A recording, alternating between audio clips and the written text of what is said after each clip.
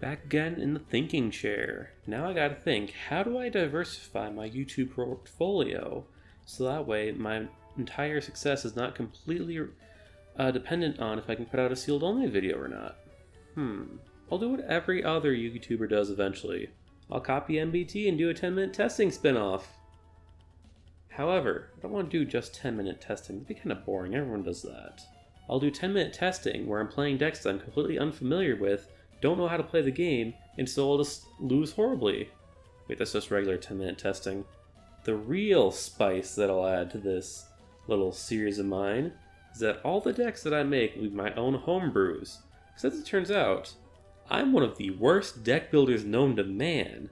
All I know is slap in 3 of the archetypal creature and then say go.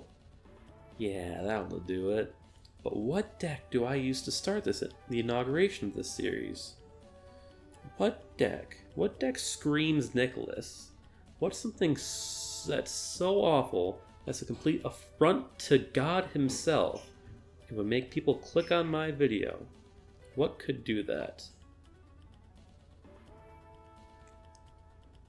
As indicated by the naming convention of this deck, what sort of god would allow me to do something like this? Let me tell you, not the one that you like. So, why would I make Blue Eyes Shaddoll, and why do I think that it might do something? The answer's pretty simple. All the Blue Eyes monsters are light typing, all the Shaddoll monsters are dark typing. That enables chaos plays. Also, all the Blue Eyes monsters can be used as fodder for construct. So, with exactly those 2 pieces of information, I thought, let's smash those archetypes together. So our Blue Eyes package, triple Blue Eyes, 2 alternatives, 2 sages, 2 and 3 white stone of legends. This way we can search the Blue Eyes. We also have the triple melodies of Awakening Dragon as a way to send any card, any Shaddoll card, to get a Blue Eyes and alternative to hand. We also have the trade-ins as a way to draw. And then of course we added the 2 Chaos Dragon Levianeers as a payoff for having the Blue Eyes and the Shaddolls in the graveyard. And then as for the Shaddoll cards, pretty basic. We got a Beast, we got a Dragon, we got a Squamata, 2 Squamata, Ariel, 2 Wendy, 2 Hedgehog. Pretty simple stuff.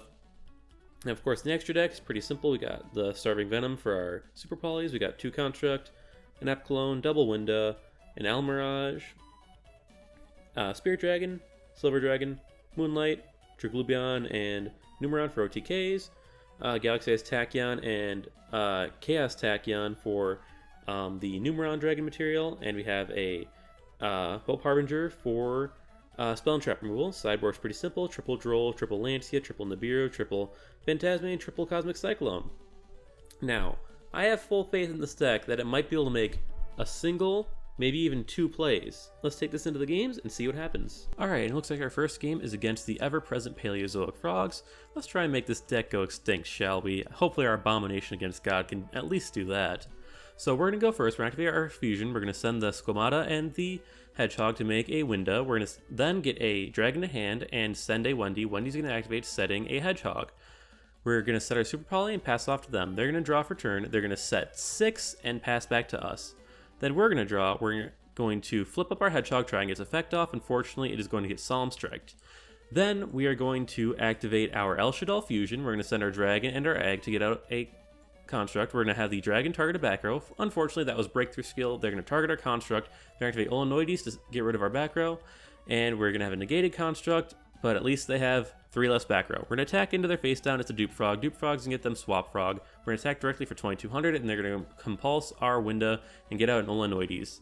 Main phase 2, end phase, their turn. They're going to draw into a trap card. They're going to activate their Swap Frog. They're going to send a Ronin Totem. They're going to go into Opabinia effect. They're going to get a Dynamiscus. They're going to activate Dynamiscus to banish our construct, and they're also going to special summon the Olenoides. Then they're going to activate Ronin Totem, bring out another Ronin Totem, and they're going to go into the Totally Awesome. It hit us for 2200 and pass back to us. Unfortunately, all we draw is an egg, so after they activate their Toad effect, getting out another Swap Frog, activating the Swap Frog to send a Ronin Totem, all we can do is normal summon our egg in the hopes of getting a Blue Eyes. They're going to activate the Candina to flip it face down and bring out their Dynamiscus. Their turn, they're going to draw into a Breakthrough skill. They're going to activate their Totally Awesome to bring out a Dupe Frog. They're then going to go into Mistar Boy. Ronin Toad is going to activate, bring out another Ronin Totem.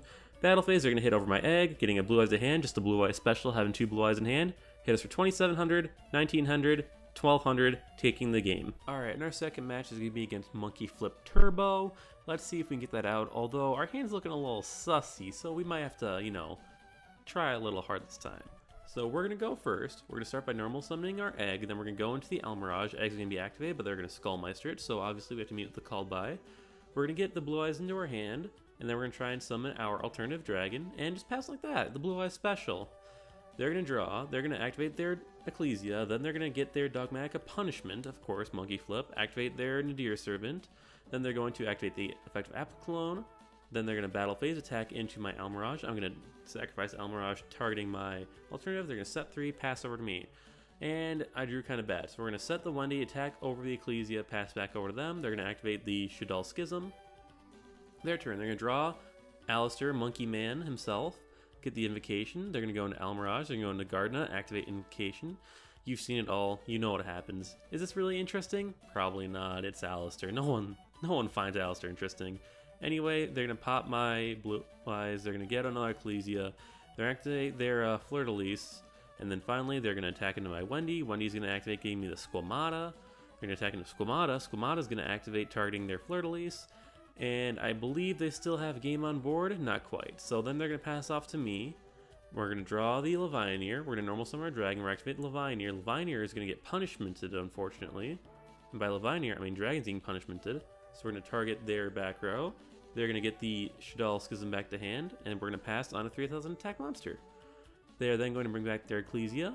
They're going to activate the Ecclesia effect to get the Dogmatic card to hand. They are then going to activate their Dogmatica Maximus. Battle phase, attack into my guy. They're going to increase the attack with Alistair. They're going to hit me for 1,000, 1,500, and game. Alright, for the second game, we opened up the perfect answers to Salamangreat. So they're going to start by activating their circle. They're going to get their Gazelle to hand. They're going to go into their Gazelle, activate its effect to send the spin, to send the roar. They're going to go into their backup secretary, go into Balinx to activate Parallel Exceed. Then they're going to get the Field Spell to hand, activate Exceed to get out the other Exceed. They're going to go into Sunlight Wolf. We're going to Phantasme here. We're going to get 2 cards. And then they're going to activate their Field Spell. They're going to go into the other Sunlight Wolf. They're going to get the Roar set. They're going to activate their Will. They're going to activate the effective Will, targeting the Sunlight Wolf to get out the Gazelle. They're going to go into Abyss Dweller, pass over to me.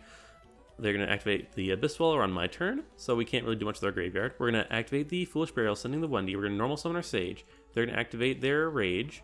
They're going to destroy the Sage, activate Shaddoll Fusion, and they're going to pass off to us and give us the game, because as they know, they can't do much against me. They are terrified of the power of Blue Eyes Shaddoll, the greatest meta-destroying deck known to man. Alright, and what did we learn from this? We have learned that Blue Eyes Shaddoll is actually a meta-destroying super threat. Sure, we lost to the 2 tier 2 road decks that don't actually matter, but we beat the Salamangreat players so hard that they quit both games because they just could not deal with the sheer power of our deck. But in all seriousness, the deck doesn't really have any synergy at all.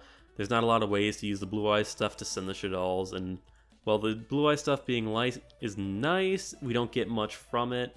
Unfortunately, the archetypes don't mix as well as I was hoping they would, and we barely even got to go into any of our extra deck monsters. It was either we were playing a subpar Blue Eyes deck that couldn't even go into its stuff because we weren't playing enough of the pieces, or we were playing a bad Shaddoll deck because we got all these big old bunguses stuck in our hand. Either way though, I had fun playing it, and maybe someone can take the reins from me and improve this deck, improve the archetype, find the true spice that'll make Shaddoll Blue Eyes work. But with that, thank you all for watching, subscribe for more, and have a nice week.